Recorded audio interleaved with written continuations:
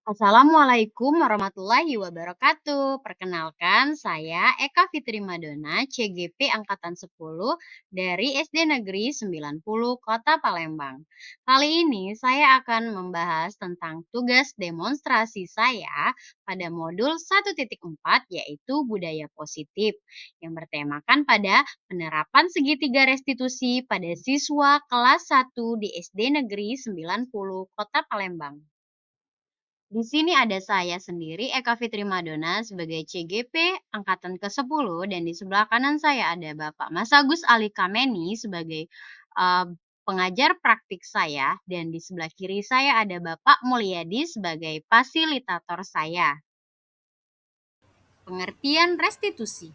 Restitusi adalah proses menciptakan kondisi bagi murid untuk memperbaiki kesalahan mereka, sehingga mereka bisa kembali pada kelompok mereka dengan karakter yang kuat menurut Gosen 2004. Jadi, restitusi bukan untuk menebus suatu kesalahan, tetapi restitusi adalah sebuah tawaran atau bukanlah paksaan. Restitusi fokus pada solusi dan dapat mengembalikan murid yang berbuat salah pada kelompoknya. Langkah-langkah segitiga restitusi yaitu yang pertama menstabilkan identitas, memvalidasi tindakan yang salah dan menanyakan keyakinan.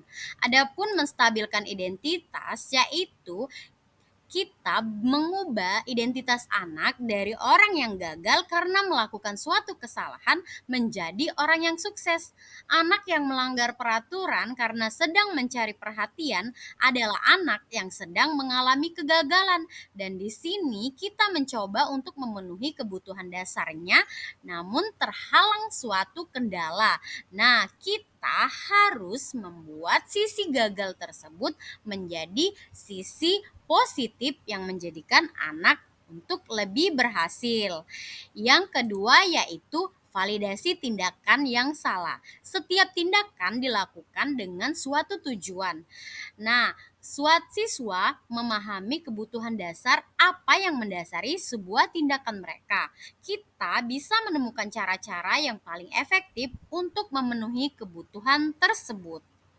Dan yang ketiga yaitu adalah menanyakan keyakinan. Teori kontrol menyatakan bahwa kita pada dasarnya termotivasi secara internal. Ketika identitas sukses, kita mencapai satu langkah dan dilakukanlah dengan langkah selanjutnya. Maka anak akan siap untuk dihubungkan dengan nilai-nilai yang dia percaya dan berpindah menjadi orang yang dia inginkan.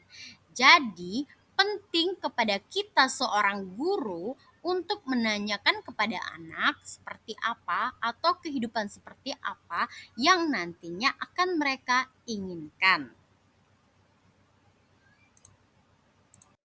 Skenario kasus 1. Meminjam barang teman tanpa izin pada jam pelajaran. Pada saat pembelajaran berlangsung, ada seorang siswa yang tiba-tiba meminjam barang temannya tanpa izin. Sebagai seorang guru, saya harus menyelesaikan masalah ini dengan baik dengan menggunakan tahapan segitiga restitusi. Faiz sudah istirahat? Sudah tadi menulisnya? Oke. Faiz tahu tidak kenapa Faiz Bu Dona panggil ke sini? Iya, Faiz Bu Dona panggil ke sini karena tadi di kelas waktu belajar Bu Dona lihat Faiz meminjam pensil Parel tanpa izin ya? Iya, Parelnya sampai marah-marah. Jadi Faiz setiap tindakan itu, setiap kelakuan pasti ada kesalahan. Bu Dona juga sering ngelakuin kesalahan, begitu juga Faiz. Bu Dona di sini tidak akan marah, Bu Dona tidak akan menghakimi Faiz, tapi Faiz harus tahu kalau tindakan Faiz meminjam pensil Parel tanpa izin itu tindakan yang terpuji atau tidak? Tidak. Iya.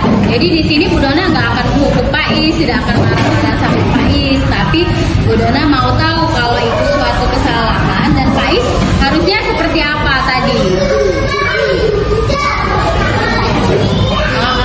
Minta izin sama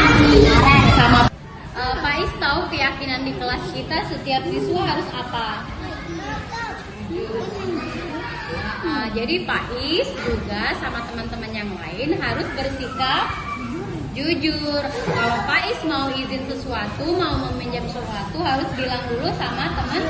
Iya, izin bilang sama teman ya. Karena sikap jujur itu merupakan sikap yang baik dan Faiz harus terus melakukan tindakan jujur dimanapun Faiz berada. Oke? Siap? Iya, oke, kita tos dulu ya. Skenario kasus 2. Sering terlambat datang ke sekolah. Salah satu siswa saya di kelas seringkali datang terlambat. Ketika saya telah memberikan materi kepada siswa, dia baru datang. Dan hal ini membuat saya akan menyelesaikannya dengan tahapan segitiga restitusi. Yulia, tadi kenapa Bu Dona lihat pada saat Bu Dona sudah ngasih tugas ke teman-temannya, Yulia baru datang ke sekolah? Oh, main game di HP. Jadi tadi Yulia datang ke sekolahnya telat karena bangun kesiangan tadi. Oh iya, Yulia tahu kan kalau datang ke sekolah, datang terlambat ke sekolah itu merupakan suatu tindakan yang terpuji atau tidak? Tidak. Jadi itu merupakan perbuatan yang baik atau perbuatan yang buruk? Iya, perbuatan yang buruk. Bu Dona juga, Yulia, waktu Bu Dona di sekolah dulu, Bu Dona juga pernah terlambat datang ke sekolah dan itu wajar. Bu Dona sering melakukannya, tapi tidak sering sih, 1 atau 2 kali saja. Bu Dona juga karena bangun kesiangan pada waktu itu. Dan Yulia tahu kalau itu perbuatan yang tidak baik. Bu Dona juga pernah melakukan kesalahan, Yulia juga pernah melakukan kesalahan, tidak apa-apa. Tapi untuk kedepannya, Yulia harus lebih baik lagi. Berarti di rumah Yulia tidak boleh tidur terlalu malam. Iya, tidak boleh tidurnya terlalu malam. Nanti bangunnya kesiangan. Kalau bangunnya kesiangan, nanti pergi ke sekolah, datang ke sekolah pasti iya, jadi tidak baik seperti itu ya. Yulia berjanji sama Bu Dona tidak akan mengulanginya lagi. Iya. Nah, Yulia datang terlambat itu kita sudah pernah buat keyakinan kelas, keyakinan di kelas. Kalau itu melanggar keyakinan kelas yang mana? Yulianya tidak apa itu? Kita tidak disiplin. Jadi kita di kelas ini sudah buat keyakinan kelas. Seluruh siswa harus mematuhinya, harus tahu. Jadi seluruh siswa harus disiplin di dalam kelas. Seperti Yulia juga. Yulia harus lebih disiplin lagi untuk datang ke sekolah, menyiapkan segala sesuatunya di pagi hari, bangun pagi-pagi. Jadi 6:30 Yulia sudah pergi dari rumah. Kalau rumahnya agak jauh, Yulia lebih pagi lagi biar datangnya tidak terlambat. Yulia janji sama Bu Dona tidak akan mengulanginya lagi. Iya, oke. Nanti Yulia harus terus belajar untuk selalu disiplin ya. Oke, bisa? Iya. Tos dulu kita. Dan di video berikutnya, saya tampilkan tanggapan dari peserta didik. Saya Faiz, saya sangat terima kasih telah mencarikan solusi. Faiz harus bersikap jujur dimanapun berada. Si Bu Dona. Dadah.